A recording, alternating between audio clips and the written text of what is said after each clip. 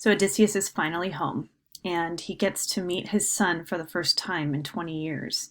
So our first story is the meeting of father and son, and then the next one is Penelope and the nurse.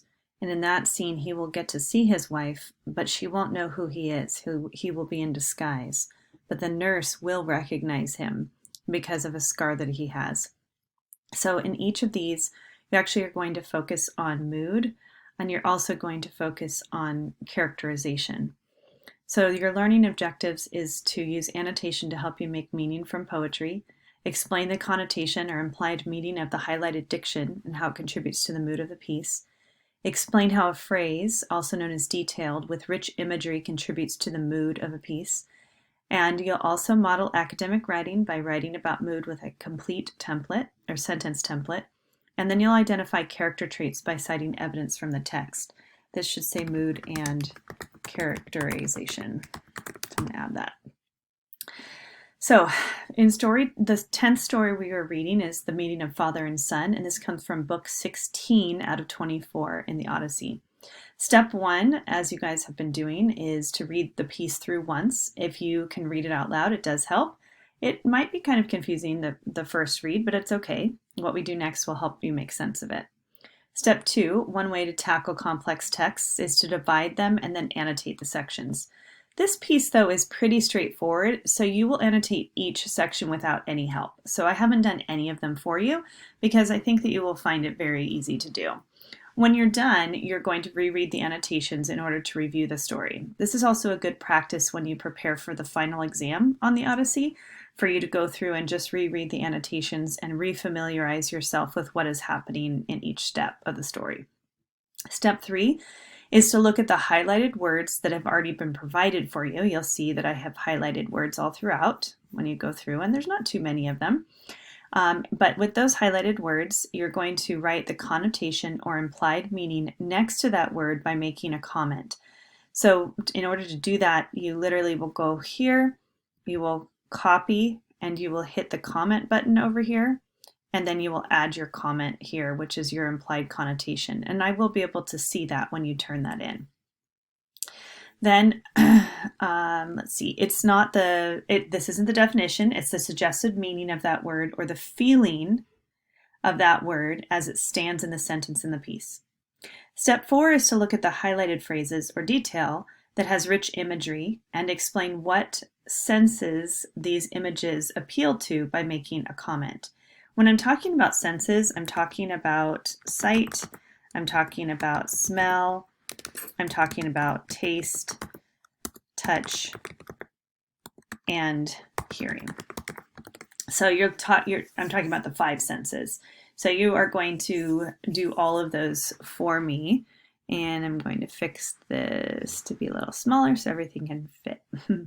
And then step 5 is for you to just see the directions at the end of the piece. There are some directions for you to follow once you get there. So you're going to read the text below, and because it's straightforward, you are going to annotate over here on your own. Or in other words, summarize, or in your own words, tell me what is actually happening in this section. You'll write that here. You'll go through the whole piece doing that, as well as making comments for each of the highlighted words about its connotation. And then you'll come down, continue to annotate, and this part, you're identifying what sense is being portrayed here. So you'll highlight that, and it says, he became tanned and his cheeks filled out, and on his chin the beard grew dark. So this is something that we can see. If it was actually happening to us, it would be something that we could touch, tactile, but this one seems to be much better about what we can see. This is something that we are seeing happen before our eyes. And so that's the annotation you would make there. And you're going to do the same thing with the other ones, except choose the right one. Then the post-reading activity is to do this. Choose the best example of mood and imagery in Odysseus' retelling of being reunited with his son, and copy them into the chart. Explain the effect or purpose that the example you chose has on the story. So what is the overall mood for the meeting of father and son? Choose one highlighted word to support your claim, and choose one highlighted phrase to support your claim. Use the template below to model academic writing. Go ahead and fill in the blanks and add or subtract any words that you like in order to make the sentence make sense. So you'll notice that the first part is all about the diction, and the second part is all about the detail or the phrase. Then we're going to go on to story 11, which is Penelope and the Nurse, and this one will be more focused on characterization. This comes from actually 18, 19, and 20, so it's a much shortened version of 3 different books in the Odyssey.